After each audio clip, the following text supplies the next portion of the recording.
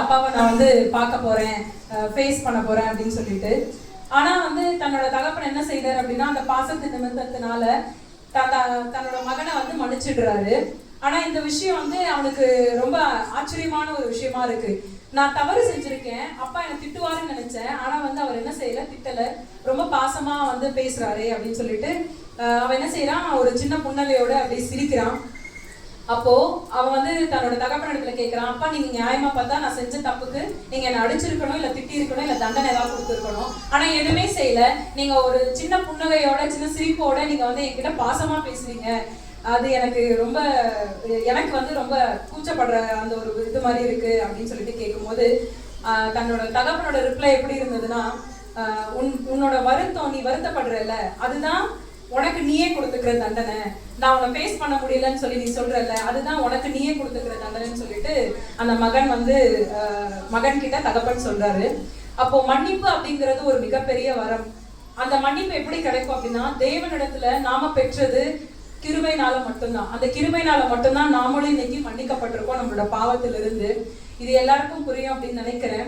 அப்ப அந்த பையன் வந்து என்ன செய்யறான் அப்படின்னா, அதுக்கு அடுத்து ஒரு சரியான தீர்மானத்தை எடுக்கிறான். என்ன தீர்மானம் அப்படின்னா, இனி நான் வந்து எந்த தவறும் நான் செய்ய மாட்டேன், என்னோட தாயும் என்னோட தகப்பனும் எந்த விதமான அவமானமோ அசிங்கமோ படாத அளவுக்கு நான் நடந்துக்குவேன் அப்படின்னு சொல்லிட்டு. எனக்கு இங்க இப்ப பேசுனது ரொம்ப ஆச்சரியமா இருந்தது. நான் சொல்ல வேண்டிய முக்காவாசி விஷயத்த அவர் சொல்லிட்டாரு, ஆனாலுமே தொடர்ந்து அந்த காரியங்களை நான் சொல்ல விருப்பப்படுறேன். அப்போ அந்த மகன் வந்து திருந்துறது மட்டும் இல்லாம ஒரு நல்ல தீர்மானத்தை அவன் எடுக்கிறவனா வந்து இங்க எடுக்கிறான். அப்போ இது எல்லாமே பாத்தீங்க அப்படின்னா, தான் தகப்பன் நினைச்சிருந்தா அந்த மகனை வந்து என்னன்னாலும் செஞ்சிருக்கலாம், ஆனா செய்யல. அதுக்கு ஒரே ஒரு காரணம் கிருபை மட்டும்தான். அப்போ இந்த கிருபையை குறித்து தான் இன்னைக்கு நம்ம பார்க்க போறோம். எடுத்தவர்கள் வாசிக்கலாம். ஆதியாகமம் 18வது அதிகாரம் 19வது வசனம். ஆதியாகமம் 18வது அதிகாரம் 19வது வசனம்.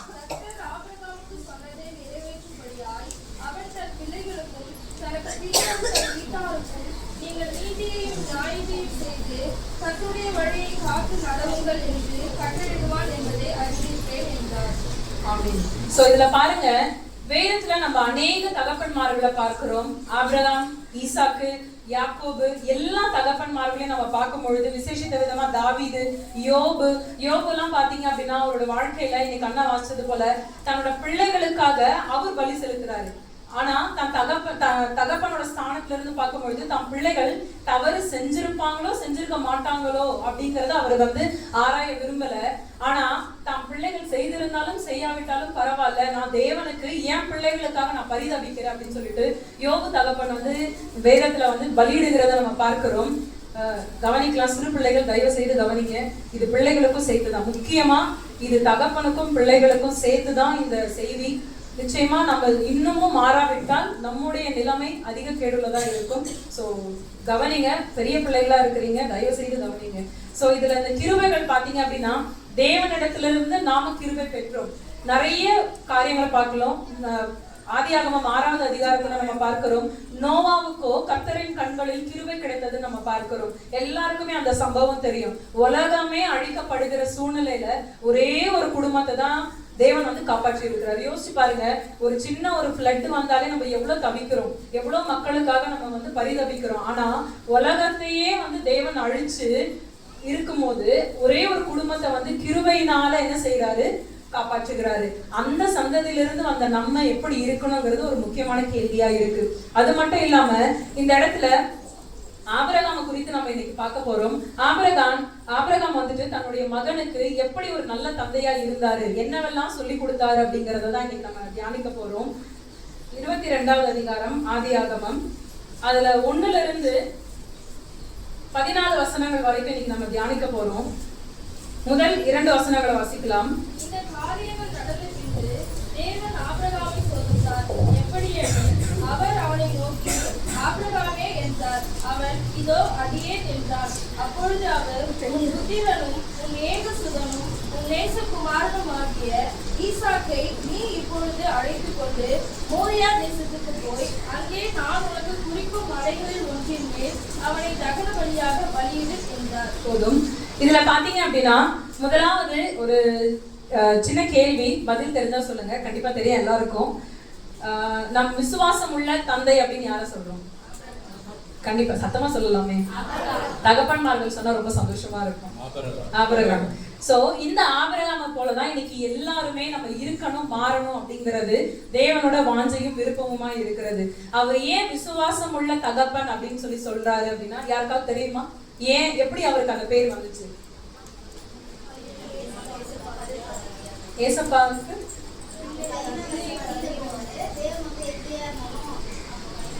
அதனால விசுவாசம் உள்ள தந்தை அப்படின்னு அழைக்கப்பட்டாரா? இல்ல. என்ன காரணம் அப்படின்னா அவர் தேவனுக்கு கீழ்ப்படிந்திருந்தார். எல்லா சூழ்நிலைகளிலுமே தேவனுக்கு என்ன செய்தார் அப்படின்னா கீழ்ப்படிந்திருந்தார். இவங்க எல்லாருமே எப்படி தேவனிடத்துல கிருபை பெற்றார்கள்? கிருபை நம்ம பெற்றுக்கொள்ளணும்னா அதுக்கு நம்ம என்ன செய்யணும் அப்படின்னா கீழ்ப்படியணும். இந்த ஒபீடியன்ஸ் அப்படிங்கிறது நம்ம வாழ்க்கையில ரொம்ப ரொம்ப முக்கியமா இருக்கு. நம்ம கேட்கறதோட அது போயிடுது. ஆனா அது நம்ம வாழ்க்கையில என்ன செய்யறது இல்ல, அதை அபியாசப்படுத்துறது இல்ல, நம்ம அதை நடந்துக்க முயற்சி பண்றது இல்ல. முதலாவது நம்ம அதை விருப்பப்படுறது இல்ல, ரெண்டாவது அதை முயற்சி செய்யறது இல்ல. ஆனா ஆபிரகாம் என்ன செய்யறாரு அப்படின்னா இந்த இடத்துல கீழ்ப்படுகிறாரு. தேவனோட வார்த்தைக்கு அவர் என்ன செய்யறாரு? கீழ்ப்படுகிறாரு. அது மட்டும் இல்லாம அவரோட விசுவாசத்தை பாத்தீங்க அப்படின்னா ரொம்ப வித்தியாசமானதா இருக்கு. நாமளும் விசுவாசிக்கிறோம். நிச்சயமா விசுவாசித்ததுனாலதான் இன்னைக்கு எல்லாருமே இங்க ஆலயத்துக்கு வந்திருக்கோம். என் தேவன் எனக்காக மரித்தார், என் தேவன் எனக்காக நன்மையான காரியங்களை செய்வார், தேவன் எனக்கு செய்த நன்மைக்கு நான் நன்றி சொல்றதுக்காக நான் இங்க வந்திருக்கேன்னு நம்ம தேவனை நம்புகிறதுனாலதான் என்ன செய்திருக்கோம், இன்னைக்கு ஆலயத்துக்கு எல்லாருமே கடந்து வந்திருக்கோம். ஆனா இந்த இடத்துல ஆபிரகாம் பாருங்க, அவர் விசுவாசம் உள்ள தகப்பன் அப்படிங்கறத எல்லா சூழ்நிலையிலும் அவர் நிரூபிச்சுக்கிட்டே இருக்காரு. அவர் விசுவாசம் உள்ள தந்தைன்னு சொல்லும் போது அவர் இடத்துல குழந்தையே கிடையாது. ஆனா அவர் விசுவாசித்தார். விசுவாசம் அப்படிங்கிறது நம்ம எதையும் எதிர்பார்க்காம தேவனிடத்துல நம்புகிற ஒரு காரியம். தேவன் எனக்கு இதை செய்வாருன்னு சொல்லி நம்ம நம்புறோம் அப்படின்னா அதுக்கு பேர் விசுவாசமே இல்லை. ஏன்னா அது நமக்கு தெரிஞ்சிருது, எனக்கு இவங்க செய்வாங்க அப்படின்னு தெரியும் போது அந்த விசுவாசம், அந்த நம்பிக்கை அது ரொம்ப பிரயோஜனமற்றதா இருக்கு. இதுவே நமக்கு இவங்க செய்யறது, தேவன் நமக்கு செய்கிற காரியங்கள் நிச்சயமாய் நடத்துவார் அப்படின்னு நம்புறதுதான் இந்த இடத்துல விசுவாசம் அப்படிங்கறத வெளிப்படுத்துகிறது. இந்த காரியங்கள் நடந்த பின்பு எந்த காரியங்கள்னு பார்த்தோம் அப்படின்னா இதுக்கு முன்னாடி ஆகார் பாக்குறோம். ஆகாருக்கும் ஒரு பிள்ளை இருக்கு. சோ தண்ணி இல்லாம ஒரு துறவை வெட்டுறாங்க. சோ அந்த சம்பவங்கள்லாம் நடக்குது. இந்த காரியங்கள் நடந்த பின்பு அந்த இடத்துல ஆபிரகாமுக்கு தேவன் ஒரு குழந்தை கொடுக்கிறாரு. அந்த குழந்தைய பாத்தீங்க அப்படின்னா எவ்வளவு 100 வயதா இருக்கும் போது ஆபிரகாமுக்கு பாத்தீங்க அப்படின்னா குழந்தை கிடைக்குது. நம்ம சபையில அநேகருக்கு நீங்க பார்த்திருப்பீங்க, பல வருடங்கள் கழித்து குழந்தை பிறந்திருக்கிறவங்கள நீங்க பார்த்திருப்பீங்க. உங்க ஃப்ரெண்ட்ஸுக்கு அந்த மாதிரி சூழ்நிலைகள் நடந்திருக்கலாம். நம்ம சாதாரணமா திருமணமாகி உடனே குழந்தை பிறந்தவங்க கிட்ட காட்டுகிற அன்பு இருக்கும், ரொம்ப வருடங்கள் குழந்தை இல்லாம இருக்கிறவங்களுக்கும் வித்தியாசத்தை நம்ம பார்ப்போம். நம்ம என்ன செய்வோம் அப்படின்னா உடனே அடிப்போம், செய்வோம், சத்தம் போடுவோம். ஆனா இதுவே பல வருடங்கள் குழந்தை இல்லாம பிறக்கிறவங்கள பாருங்க, அடிக்கவே மாட்டாங்க, திட்டவும் மாட்டாங்க. அந்த அன்பு பல மடங்கா இருக்கும். இந்த இடத்துல ஆபிரகாம் என்ன செய்யறாரு அப்படின்னா தன்னோட விசுவாசத்தை ஈசாக்குக்கு அந்த இடத்துல என்ன செய்யறாரு சொல்லி கொடுக்கிறாரு. எல்லாரும் சிரிக்கிறீங்க, அது உண்மைதான். என்னோட ஃப்ரெண்டு ஒருத்தவங்க ஷேர் பண்ணாங்க. அவங்க தன்னோட பிள்ளைய வளர்க்கும் போது திட்டவே மாட்டாங்க. நான் கேட்பேன், ஏன் திட்ட மாட்டேங்கிற அப்படின்னு. அவங்க சொன்ன ஒரு வார்த்தை, ரொம்ப நாள் கழிச்சு எனக்கு என் பிள்ளை பிறந்திருக்கு, நான் எப்படி திட்டிடுவேன், நான் எப்படி அடிச்சிருவேன் அப்படின்னு சொல்லிட்டு, ஆனாலும் கண்டிக்க வேண்டிய நேரத்துல நான் கண்டிப்பேன் அப்படிங்கிற ஒரு வார்த்தையை எனக்கு சொன்னாங்க. ரொம்ப ஆச்சரியமா இருந்தது. அப்போ இந்த தகப்பன் தன் மகனுக்கு என்ன சொல்லி கொடுக்கிறாரு அப்படின்னா, முதலாவது நீங்க விசுவாசமா இருக்கிற மாதிரி உன் பிள்ளையும் விசுவாசமா இருக்கணும் அப்படின்னு சொல்லிட்டு. இதுல தகப்பன் மட்டும் இல்ல, தாயும் கண்டிப்பா பின்னாடி இருந்து உதவி செய்கிறவர்களா நிச்சயமா இருக்கிறாங்க. தகப்பன் மாத்திரம் அல்ல, தாயும் இதுல என்ன செய்யறாங்க, முக்கிய பங்கு வகிக்கிறாங்க. அது மட்டும் இல்லாம ஒரு தகப்பன் என்ன செய்கிறாரு அப்படிங்கறது தன்னோட பிள்ளைகள் நிச்சயமா பார்த்துக்கிட்டே இருக்கிறாங்க. நம்ம வீட்டுல எடுத்துக்கோங்க, கண்டிப்பா ஒரு தாய் 10 தடவை சொல்லுகிற ஒரு காரியம் தகப்பன் ஒரே ஒரு வார்த்தை சொன்னா அந்த பிள்ளை செய்யும். நீங்க வேணா டெஸ்ட் பண்ணி பாருங்க. அதை நானும் டெஸ்ட் பண்ணிருக்கேன், எல்லாருமே கண்டிப்பா டெஸ்ட் பண்ணிருக்கோம். அத தகப்பன் இடத்துல இருந்து வரும் பொழுது அதோட காரியங்கள் ரொம்ப வித்தியாசமா இருக்கு. அது என்ன அப்படிங்கிறது தெரியல, அது மறைக்கப்பட்ட ரகசியமா இருக்கு.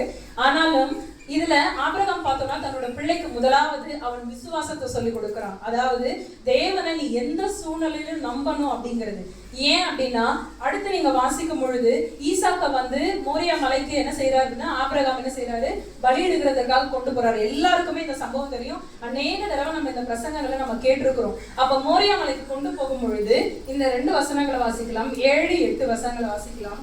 அப்பொழுது ஈசாக்கு தன் தகப்பனாகிய ஆபிரகாமை நோக்கி, என் தகப்பனே என்றான். அதற்கு அவன், என் மகனே, இதோ இருக்கிறேன் என்றான். அப்பொழுது அவன், இதோ நெருப்பும் கட்டையும் இருக்கிறது, தகன பலிக்கு ஆட்டுக்குட்டி எங்கே என்றான். அதற்கு ஆபிரகாம், என் மகனே, தேவன் தமக்கு தகன பலிக்கான ஆட்டுக்குட்டியை பார்த்துக் கொள்வார் என்றான். அப்புறம் இருவரும் கூடி போய் 9 வாசிச்சிடலாம். தேவன் அவனுக்கு சொல்லியிருந்த இடத்துக்கு வந்தார்கள். அங்கே ஆபிரகாம் ஒரு பலிபீடத்தை உண்டாக்கி கட்டைகளை அடுக்கி தன் குமாரனாக ஈசாக்கை கட்டி அந்த பலிபீடத்தில் அடுக்கிய கட்டைகளின் மேல் அவனை கிடத்தினான். போதுமானது. இதுல 7வது வசனம் பாருங்க. அப்பொழுது ஈசாக்கு தன் தகப்பனாகிய ஆபிரகாமை நோக்கி, இந்த இடத்துல கான்வர்சேஷன் ஆரம்பிக்குது. யாருக்கு? ஆபிரகாமுக்கும் ஈசாக்குக்கும். ஒரு தகப்பனுக்கும் ஒரு மகனுக்கும் கான்வர்சேஷன் ஆரம்பிக்குது. இதுல இந்த செய்தி, இந்த சம்பவத்துக்குள்ள போறதுக்கு முன்னாடி சொல்ல வேண்டிய அநேக காரியங்கள் இருக்கு. தாயின் இடத்துல மகன் மட்டும் இல்ல, மகளையும் சேர்த்துதான் சொல்ற. இந்த இடத்துல பிள்ளைகள்னு பொதுவா பார்க்கும் பொழுது தாயின் இடத்துல ஷேர் பண்ணக்கூடிய விஷயங்கள் எல்லாமே பண்றாங்க. ஆனா தகப்பன் இடத்துலன்னு பார்க்கும் பொழுது நிச்சயமாவே அது கொஞ்சம் கேள்விக்குறியாதான் இருக்கு. ஏன் அப்படின்னா நம்ம நேரங்களை செலவிடுகிறது இல்லை. கடந்த வருடத்துல வந்து கிளாஸ் டீச்சரா இருந்தப்ப ஒரு சம்பவம் நடந்தது. பேரண்ட்ஸ் டீச்சர்ஸ் மீட் எல்லாரும் அட்டன் பண்ணியிருப்பீங்க. அப்போ ஒரு பேரண்ட் வந்து என்கிட்ட சொல்றாங்க, மேடம் நான் சொல்றேன், ஒரு அம்மா வந்து சொல்றாங்க என்கிட்ட, மேடம் நான் சொல்றேன் என் பிள்ளைய வந்து காலையில 5 மணிக்கு எழுந்து படின்னு, ஆனா அவ கேட்கவே மாட்டேங்கிறா அப்படின்னு சொல்லிட்டு. அப்போ நான் சொன்னேன், சரி அவங்க அப்பா கிட்ட சொல்லி நீங்க சொல்லுங்க அப்படின்னு. உடனே அதை செஞ்சிருக்கிறாங்க. அவங்க அப்பா சொன்ன உடனே, இவங்க பல நாள் சொல்லி கேட்காத பிள்ளை தான் தகப்பன் சொன்ன உடனே அடுத்த நாள்ல இருந்து அந்த பிள்ளை செஞ்சிருக்கு. அது ரொம்ப ஆச்சரியமா வந்து சொல்றாங்க. ஆனா அதே சமயத்துல வருத்தப்பட்டு சொன்னாங்க, நான் சொல்றதை கேட்க மாட்டேங்கிறா ஏன் அப்படின்னு சொல்லி கேட்கும்போது அப்ப நான் சொன்னேன், அப்படி நீங்க யோசிக்காதீங்க. தாயோ தகப்பனோ நம்ம பிள்ளைகள் நல்லா வர்றதுக்கு யாரோ ஒருத்தர் அந்த இடத்துல முயற்சி செய்யணும் அப்படிங்கறத வந்து இந்த இடத்துல அவங்களுக்கு நான் சொன்னேன். அப்ப அவங்க ரொம்ப சந்தோஷப்பட்டாங்க. அட்லீஸ்ட் ஒருத்தராவது என்ன செய்யறோம், நம்ம பிள்ளைகளை கண்டிக்கிற ஒரு ஸ்தானத்துல நம்ம இருக்கிறோம். அப்ப முதலாவது நீங்க பிள்ளைகள் இடத்துல நேரத்தை செலவிடுகிறத கொஞ்சம் அதிகமாக்குங்க. உனக்கு என்ன பிரச்சனைன்னு கேட்கறதுக்கு பதிலா பிரச்சனைகளை கேட்காதீங்க. நீ என்ன செய்தேன்னு நீ கேளுங்க. கண்டிப்பா என்ன செய்வாங்க பிள்ளைங்க, அவங்க பிரச்சனையும் சேர்த்து சொல்லுவாங்க. முதலாவது விசுவாசத்தை ஆபிரகாம் தன் தகப்பனுக்கு சொல்லி கொடுத்த மாதிரி இங்க இருக்கிற எல்லா தகப்பன்மார்களும் தன்னோட பிள்ளைகளுக்கு நம்பிக்கையை சொல்லி கொடுங்க. 2வது நேரத்தை செலவிடுகிறதுல வந்து தயவு செய்து கொஞ்சம் அதிகப்படுத்துங்க. ஏன்னா பிள்ளைகள் உங்களிடத்துல எதிர்பார்க்கிறாங்க. அந்த எதிர்பார்ப்பு வீணாகாதபடிக்கு நாம என்ன செய்யணும், தாயும் தகப்பனுமா நடந்து கொள்ளணும். அது மட்டும் இல்ல, அடுத்தது பாருங்க, இந்த இடத்துல ஈசாக்கு வந்து தன்னையே தியாகம் செய்ய அவன் தயாராயிட்டான். இதுக்கு காரணம் என்னவா இருக்கும்னு நினைக்கிறீங்க? நிச்சயமா தன் தாயின் தகப்பனும் கடவுளுக்கு கீழ்ப்படியணும்னு சொல்லி கொடுத்தது மட்டும்தான். இல்லைன்னா அவன் என்ன செஞ்சிருக்க மாட்டான், நான் வரமாட்டேன் அப்படின்னு சொல்லியிருப்பான். ஏன்னா அந்த இடத்துல ஈசாக்கு கேட்கிறான், பலியிடுகிறதுக்கு கண்டிப்பா அவனுக்கு தெரிஞ்சிருக்கு ஆட்டுக்குட்டி எங்கன்னு. நமக்கான பலி என்னவா இருக்கும்? ஜெபமும் வேத வாசிப்பும் தான். நம்ம எந்த ஆடுகளையோ எந்த குருவிகளையோ இல்ல எந்த ஒரு பிராணிகளையோ நம்ம பலியிடுகிறது இல்ல. நமக்காக இயேசு கிறிஸ்து சிலுவையில பலியாயிட்டாரு. அப்போ நம்ம பிள்ளைகளுக்காக நாமும் என்ன செய்யணும், பரிதபிக்கணும். எப்படி? ஐயோ என் பிள்ளை இப்படி பண்ணுதேன்னு புலம்பியா? கிடையவே கிடையாது. நாம நம்ம பிள்ளைகளுக்காக ஜெபிக்கிறது அதிக நிச்சயமா இருக்கு. அதே மாதிரி என்னோட இன்னொரு ஃப்ரெண்டு சொன்னாங்க, அவங்களுக்கு 7 வருஷமா குழந்தை இல்லை. ஆனா நான் பேசும்போது அவ ஒரே வார்த்தை சொல்லுவா, என் பிள்ளைகளுக்காக நான் ஜெபிக்கிறேன்னு. எனக்கு ரொம்ப ஆச்சரியமா இருக்கும். நான் சொல்லுவேன், கையில என்கிட்ட இருக்கிற பிள்ளைகளுக்காகவே நம்ம ஜெபிக்க யோசிக்கும் போது பிள்ளையே இல்லாதப்ப அவ பிள்ளைக்காக ஜெபிப்பா. என் பிள்ளை இப்படி இருக்கணும், என் பிள்ளை இப்படி வளரணும், நான் சொல்ற பேச்ச கேட்கணும். அதையும் தாண்டி ஒரு படி மேல எத்தனை பேர் நம்ம ஜெபித்திருக்கோம்னு தெரியல. அவங்க சொன்ன ஒரு வார்த்தை, எனக்கு என் பிள்ளை நான் கையில கிடைக்கும் போது சபையில என் பிள்ளை வந்து தொந்தரவு பண்ணக்கூடாது, ஜெபிக்கணும் அப்படின்னு. இப்ப 7 வருஷம் கழிச்சு என் ஃப்ரெண்டுக்கு குழந்தை இருக்கு. இன்னைக்கு அந்த பிள்ளை அவ எப்படி ஜெபம் பண்ணாலும் அதே மாதிரி இன்னைக்கு ஆராதனை தொந்தரவு பண்றது இல்ல, தாய் தகப்பனோட சொல் பேச்ச கேக்குது. ரொம்ப ஆச்சரியமா இருக்கு. அப்போ நம்மளுடைய ஜெபங்கள் எப்படி இருக்கு, நம்ம என்ன சொல்லி கொடுக்குறோம் அப்படிங்கிறது ரொம்ப ரொம்ப கவனமா இருக்கு. ஏன்னா இப்ப இருக்கிற காலகட்டத்துல இந்த மீடியா, யூடியூப், வாட்ஸ்அப், பிள்ளைங்க எதை பாக்குறாங்க, என்ன செய்யறாங்க, யார் இடத்துல பேசுறாங்க, வெளியில ஃப்ரெண்ட்ஸோட சர்க்கிள் எப்படி அப்படிங்கறத நிச்சயமா ஒரு தகப்பனாக ஒரு தாயாக நம்ம கண்டிப்பா என்ன செய்யணும், தெரிஞ்சுக்கணும். இதுல அதிகப்படியான ஒரு முக்கியத்துவம் தகப்பன் இடத்துலதான் இருக்கு. ஏன்னா நம்ம ஏற்கனவே தியானிச்ச மாதிரி ஒரு தகப்பன் சொல்லுகிறத நிச்சயமா பிள்ளைகள் கேட்கறது போல கண்டிப்பா ஒரு தகப்பன் இது எல்லாத்தையும் தெரிந்து கொள்ளுகிறவரா இருக்கணும். இந்த இடத்துல ஈசாக்கு ஒரே ஒரு கேள்விதான் கேட்கிறான், பலி கொடுக்கறதுக்கு ஆடு எங்க அப்படின்னு சொல்லிட்டு. அப்ப அந்த தகப்பனோட உள்ளம் எவ்வளவு பரிதபிச்சிருக்கும், நீதான் அந்த பலின்னு சொல்லி அவரால் சொல்ல முடியல. அப்போ ஒரு தகப்பன் நம்ம சொல்றோம் தகப்பன் அன்பு செலுத்துறது இல்ல, பேசுறது இல்ல, நேரத்தை கொடுக்கறது இல்லன்னு. ஆனா இது எல்லாமே செய்ய முடியாததுக்கு ஒரு காரணம் இருதயத்துல இருக்கு, அதை வெளிப்படுத்துறது இல்ல. ஒரு வாசகத்தை நான் இப்படி வாசிச்சேன். என்ன அப்படின்னா, தாயினோட அன்பு எப்படி இருக்கும்னா கடல் அலைகளை போல இருக்குமா. ஏன்னா அது கடல் அலைகள் வெளிப்படையா இருக்கும். உடனுக்குடனே அந்த கடல் அலைகளை என்ன செய்யலாம், நம்ம பார்க்கலாம். ஆனா தகப்பனுடைய அன்பு நடுக்கடலை போல இருக்குமா. ஏன்னா நடுக்கடல் என்ன இருக்காது, அலைகள் இருக்காது. அப்போ அலைகள் மட்டும் இருக்காது, ஆனா என்னவா இருக்கும், நடுக்கடல்ல ஆழம் அதிகமா இருக்கும். அப்போ ஒரு தகப்பனோட அன்பு எப்படி இருக்குன்னா தன்னோட பிள்ளைகள் இடத்துல ஆழமா இருக்கு. சோ ஒரு தகப்பன் நிச்சயமா எல்லா தகப்பனும் தம் பிள்ளைகளை நேசிக்கிறவர்களா இருக்கிறாங்க. நம்ம சபையில அதை நான் நிறையவே பார்த்திருக்கேன். நம்ம தகப்பன்மார்கள் எல்லாருமே தம் பிள்ளைகளை நேசிக்கிறீங்க. ஆனா வெளிப்படையாக அநேக காரியங்களை என்ன செய்யறது இல்ல, வெளிப்படுத்துறது இல்ல. பட் அதுல கொஞ்சமா நீங்க அதை வெளிப்படுத்தினாலே போதும், பிள்ளைகள் இன்னும் நல்லா வருவாங்க. ஏன்னா நம்ம சபையில பிள்ளைகள் இப்போ இப்படி இருக்கிறாங்கன்னா அதுக்கு முக்கியமான காரணம் நம்ம தாயும் நம்ம தகப்பனும் மட்டும்தான். நம்ம கையில தான் இருக்கு. அவர் சொன்ன முன்னாடியே நம்ம கேட்ட மாதிரி பிள்ளைகள் சர்ச்சுக்கு வர்றதுக்கு முன்னாடியே, காலையில இல்ல அதுக்கு முன்னாடி நாட்களில, இடைப்பட்ட நாட்களில நம்ம சொல்லிக்கிட்டே இருக்கணும். ஆராதனையில நீங்க இப்படி இருக்கணும், இதை கவனிக்கணும். வீட்டுக்கு வந்தா இந்த செய்தி என்ன கொடுத்தாங்கன்னு நான் கேட்பேன். சண்டே கிளாஸ்ல என்ன கொடுத்தாங்க, என்ன சொல்லி கொடுத்தாங்கிறத நான் கேட்பேங்கிறத சொல்றது மட்டும் இல்ல, நம்ம அதை செய்யணும். நம்ம ஒரு விஷயத்த பயிற்சி செய்யாம பிள்ளைகள் நிச்சயமா அதை செய்ய மாட்டாங்க. அதே மாதிரி இன்னொரு எக்ஸாம்பிள் சொல்ல விருப்பப்படுறேன். என்ன அப்படின்னா, ஒரு குடும்பத்துல நடந்த ஒரு விஷயம். ஒரு தாத்தாவும் பாத்தீங்கன்னா தகப்பன் ஸ்தானத்துலதான் இருக்கிறாங்க தன்னோட பேர குழந்தைகளுக்கு. ஒரு தாத்தா என்ன பண்ணியிருக்காரு, சபையில கைகளை உயர்த்தி ஆராதிச்சுட்டே இருந்திருக்காரு. எப்பவுமே அவர் என்ன செய்வார்னா முழங்கால் படிட்டு கைகளை உயர்த்தி ஆராதிப்பாரு. அது தன்னோட பேர பிள்ளைகளுக்கு சொல்லி கொடுத்துருக்காங்க, தன்னோட பிள்ளைகளுக்கும் சொல்லி கொடுத்துருக்காங்க. சோ பிள்ளைகள் வளர்ந்து வந்த பிறகு பேர பிள்ளைகளுக்கு அவங்க சொல்லி கொடுக்கணும்னு பிரியப்படும் பொழுது அப்ப அந்த தாத்தா என்ன செஞ்சாருன்னா ஒரு 2 தடவை குடும்ப ஜபத்துல சொல்லி இருக்கிறாங்க, இப்படி ஆராதிக்கணும். இப்படி ஆராதிச்சா நம்மளால என்ன செய்ய முடியும், ஒரு நிலைப்படுத்த முடியும். நம்ம உட்கார்ந்து இருந்தோம்னா பெருசா அந்த ஒரு நிலை வராதுன்னு சொல்லும் பொழுது அது பிள்ளை சின்ன பிள்ளைதான். ஆனா அடுத்து வருகிற நாட்களில அந்த பிள்ளையோட ஜபங்களும் அந்த ஒரு அப்பியரன்ஸும் பாத்தீங்க அப்படின்னா ரொம்ப வித்தியாசமானதா இருந்திருக்கு. அந்த பிள்ளை உடனே அதை மாத்தி இருக்கு. எல்லாரும் நம்ம பெரியவங்களை என்ன செய்யறது இல்ல, முழங்கால் படிட்டு ஜெபிக்கிறது இல்ல. ஆரம்ப காலகட்டத்துல நான் இங்க புதுசெல்லாம் பொதுவான ஜெபம் எல்லாரும் முழங்கால் படி போடுவோம். இப்ப நம்ம யாரும் முழங்கால் படி போடுறது இல்ல. சோ அந்த பிள்ளை என்ன செஞ்சிருக்கு, ஒரு ஆராதனையில முழங்கால் படிட்டு கைகளை உயர்த்தி முழுமையாவே ஆராதிச்சிருக்கு. சோ அது ரொம்ப ஆச்சரியமா இருந்தது. அப்ப அந்த தகப்பன்மார் என்கிட்ட ஷேர் பண்ணும்போது ரொம்ப சந்தோஷமா இருந்தது. அப்ப கிறிஸ்துவுக்குள்ள நம்ம எப்படி இருக்கிறோம் அப்படிங்கிறது ரொம்பவே ரொம்பவே ரொம்ப நிச்சயமா இருக்கு. தாய்மார்கள் நம்ம நிறைய சொல்றோம், ஆனா கண்டிப்பா என்ன செய்யறது, பிள்ளைங்க இந்த காதல வாங்கி இந்த காதல நிறைய நேரம் விட்டுடுறாங்க. ஆனா தகப்பன்மார்கள் சொல்லும் பொழுது அந்த விஷயங்கள் அவங்களோட மனசுல ரொம்ப ஆழமா பதிகிறத நம்ம நேர்ல நிறைய சம்பவங்கள்ல நம்ம பார்க்கிறோம்.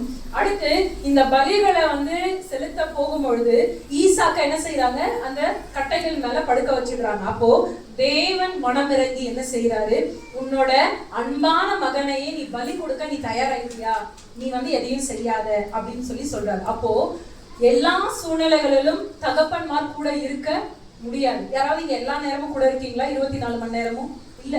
ஸ்கூலுக்கு போகும்போதும் சரி, வெளியில போகும்போதும் சரி, நம்ம கூட இருக்கிறது இல்ல. அப்போ நாம என்ன செய்யணும்னா பிள்ளைகளுக்காக ஜெபிக்கிறது அதிக நிச்சயமா இருக்கிறது.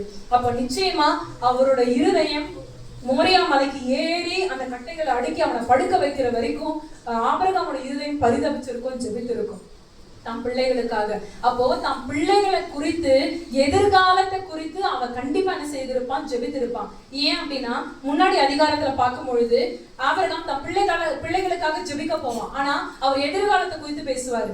நீங்க 400 வருஷம் அடிமையா இருப்பீங்க, அடுத்து நீங்க 40 வருஷம் என்ன செய்வீங்க, வனாந்தரத்துல கடந்து போவீங்கன்னு சொல்லிட்டு இவர் ஒத்த பிள்ளைக்காக கேட்க போவாரு. ஆனா அவர் சந்ததியை குறித்து பேசுவாரு. அப்ப நம்ம தேவனிடத்துல, நம்ம பிள்ளைகளுக்காக ஜெபிக்கும் பொழுது எதிர்காலத்தை குறித்து தயவு செய்து ஜெபிங்க. ஏன்னா இப்ப இருக்கிறது கண்டிப்பா இப்ப இருக்கிறதுக்காகவும் ஜெபிக்கணும். அதிகமா நம்ம பிள்ளைகளோட எதிர்காலத்திற்காக ஜெபம் பண்ணுங்க.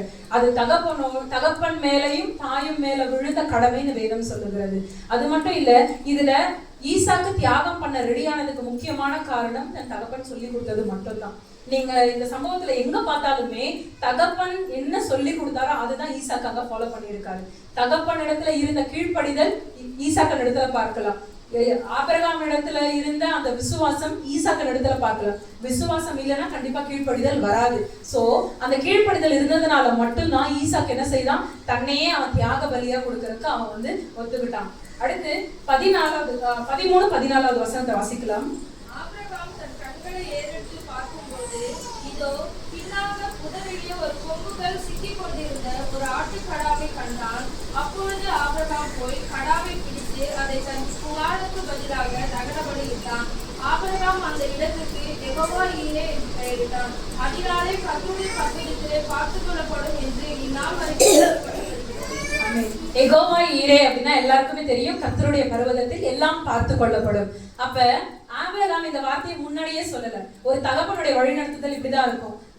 நீங்க வீட்டுல பாருங்க, ஒரு பிள்ளைய உதாரணத்துக்கு ஒரு சைக்கிள் சொல்லி கொடுக்கறதா இருக்கட்டுமே, நீ விழுந்துருவ, உனக்கு கை அடிபட்டுரும் கால் அடிபட்டுரும் எந்த தகப்பனும் சொல்ல மாட்டாரு, போடா பாத்துக்கலாம் அப்படின்னு சொல்லுவாரு. சோ தட்டி கொடுப்பாரு. நம்ம நிறைய பேசுவோம் பெண்களாகிய நாம, ஆனா ஆண்கள் பாத்தீங்கன்னா ஒரே வார்த்தையில முடிச்சிருவாங்க. ஆனா நம்ம சைட்ல இருந்து நம்ம பார்க்கும் போது என்ன ஒரே வார்த்தையில முடிச்சிட்டாங்க, ஏதாவது பேச வேண்டியதானே. நம்ம நிறைய நாள் நம்ம என்ன செய்யறோம், யோசிக்கிறோம். இனி அப்படி யோசிக்க வேண்டிய அவசியம் இல்லை. ஏன்னா தகப்பனுடைய அன்பு வெளிப்படையா இல்லாம இருந்தாலும் அது ஆழமானதா இருக்கிறத நம்ம பார்க்கிறோம். அப்ப இந்த இடத்துல அப்படிதான் ஆபிரகாம் அந்த இடத்துக்கு யெகோவா ஈரே என்று பெயரிட்டான்னு சொல்லி சொல்லப்பட்டிருக்கு. அப்போ கர்த்தருடைய பர்வதத்தில் எல்லாம் பார்த்து கொள்ளப்படும். தகப்பனாகிய நீங்கள் உங்க பிள்ளைகளுக்கு செய்ய வேண்டியதை சரியான நேரத்துல சரியான விதத்துல நீங்க செஞ்சீங்கன்னா பிள்ளைகளுக்கு வருகிற எல்லா தடைகளும் எல்லா காரியங்களும் நேர்த்தியாய் நடத்த தேவன் போதுமானவராய் இருக்கிறார். இதுக்கு பேரு தான் கிருபை. அப்ப இந்த கிருபை நம்ம வாழ்க்கையில கொடுக்கப்பட்டிருக்கு. அதை நம்ம ஏத்துக்கிறதும் ஏத்துக்காததும் நம்ம கையில தான் இருக்கு. தேவன் நிச்சயமா நம்ம இந்த வாசிக்கிற ஸ்கிரிப்சர் வாசிக்கிறது போல அதுல பாத்தீங்கன்னா ஆபிரகாம் தன் சந்ததிக்கு என்ன செய்யறாரு, தன் சந்ததிகள் எல்லாருக்குமே இதை சொல்லி கொடுக்கிறாரு. ஆதியாகமம் 18-19 நம்ம அதை தான் வாசிச்சோம். தன் ஆபிரகாம் என்ன செய்யறாரு அப்படின்னா சொல்லி கொடுக்கிறாரு. தாம் மட்டும் வளரல, தம் பிள்ளைகளுக்கும் சொல்லி கொடுக்கிறாரு. அப்போ ஒரு தகவனுக்கு கண்டிப்பா தெரியும், நம்ம ஒரு அந்த ஸ்டோரி கேட்டது போல மன்னிப்பை சொல்லி கொடுங்க, அன்பை சொல்லி கொடுங்க, அது மட்டும் இல்ல பொறுமையா எப்படி இருக்கணும்னு சொல்லி கொடுங்க.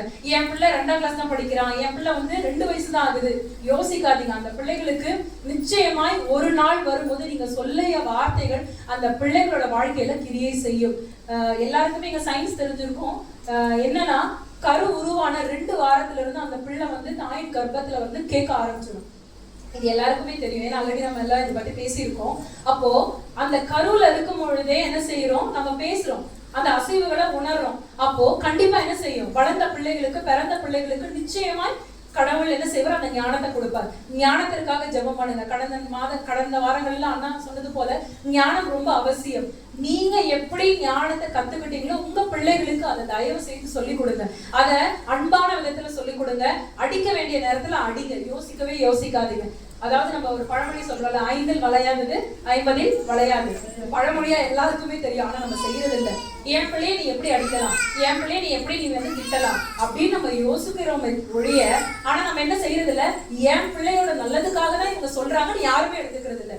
சோ அந்த யதார்த்தத்தை நம்ம புரிஞ்சுக்கணும். இந்த இடத்துல ஈசாக்கு என்ன செஞ்சிருக்கலாம், ஆகாரோட பிள்ளை இருக்கு, அந்த பிள்ளை இருக்கு, இந்த பிள்ளை இருக்கு, நம்ம கையை காட்டி இருக்கலாம். ஆனா அவ அதை செய்யல.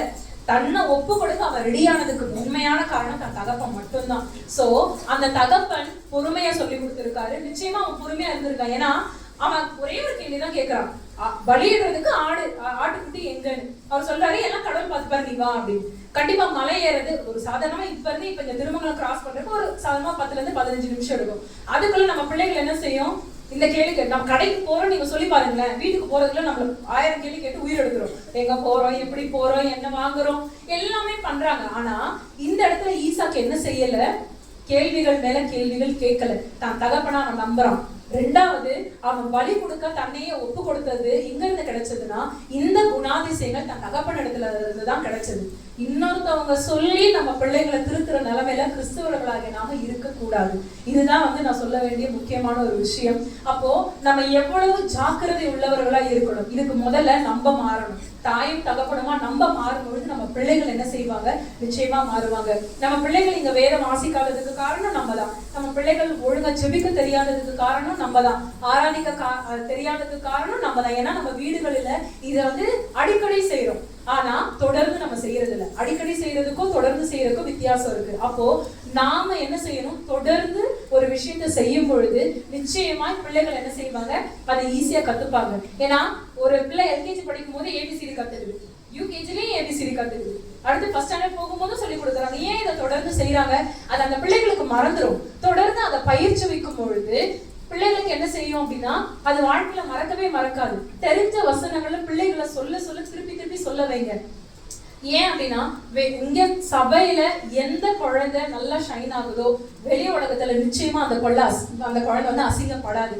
இது 100% ட்ரூ. ஏன்னா இந்த வேதம் வந்து தமிழ் மற்றும் சமஸ்கிருதத்துல எழுதப்பட்டிருக்கிறதுனால இந்த வார்த்தைகளை வாசிக்கும் பொழுது அந்த குழந்தை என்ன செய்யும், நிச்சயமா நல்ல நிலைமைக்கு வரும், தேவனோட அனுகிரகத்தையும் பெற்றுக்கொள்ளும். அதே சமயத்துல பிள்ளைகள் எந்த பயமும் இல்லாம என்ன செய்யும், அந்த பிள்ளைகள் வளரும்.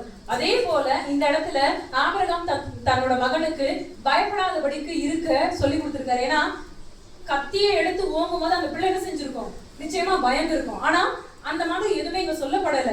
அப்ப தேவன் வந்து இதை செய்யாதுன்னு சொல்லும் பொழுதுதான் நிச்சயமா ஈசாக்கு ஒரு பக்கம் என்ன செஞ்சிருக்கான், பாடா நம்ம தப்பிச்சுட்டோம்னு கண்டிப்பா அந்த யோசனை இருந்திருக்கும். ஆனாலும் அந்த இடத்துல ஆபிரகாம் என்ன செய்யறாரு, வாயை திறக்கல.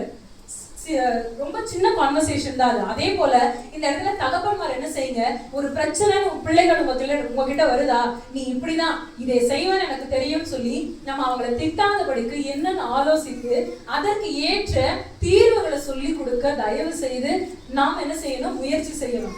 நீ எனக்கு தெரியும், நீ போகும்போதே நீ கீழே விடுவேன், சொல்ற பேச்சு கேட்கறியா, அந்த மாதிரிலாம் நம்ம சொல்ல வேண்டிய அவசியம் இல்லை. நம்ம சொல்லியும் கேட்கலன்னும் போது கண்டிப்பா பிள்ளைங்க என்ன செய்வாங்க, அதை பட்டு அவங்களே திருந்திப்பாங்க.